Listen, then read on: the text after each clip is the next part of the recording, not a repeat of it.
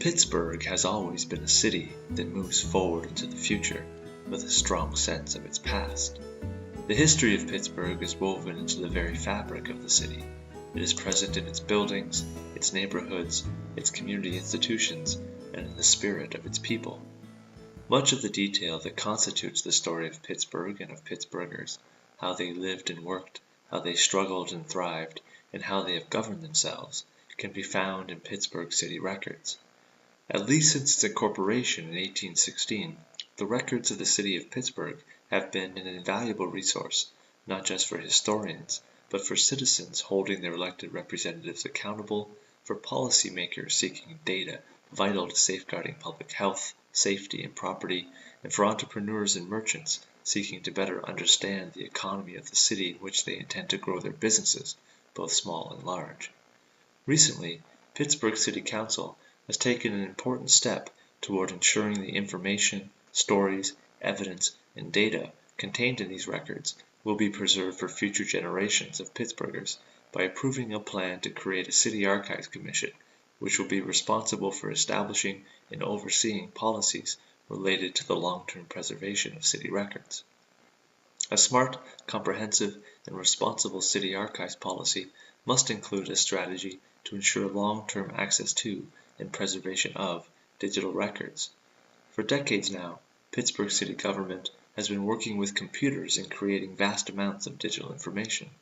Citizens can access the many offices, functions, and services of their city government through websites, email, social media, online forums, and digital publications. Paper records still exist, and certainly the preservation of legacy records must be addressed, but increasingly the records now produced across Pittsburgh city government are digital. This digital evolution of city records has the potential to be of great benefit. It promises wider, more easily searchable, and more convenient access to the information in city records. This development, however, also poses many challenges to those concerned with ensuring the long-term preservation and availability of digital records. One significant challenge is the threat of format or digital obsolescence. Digital obsolescence refers to a situation in which a digital record cannot be accessed or read because the hardware, software, or digital platform needed to read that record is no longer available. It is generally a consequence of technological advancement or change. Imagine yourself 10 years from now. You have need of the information contained in a document you drafted on your computer today. There is a good chance that the word processing program on your computer may not be the same one that you used to create the document a decade earlier.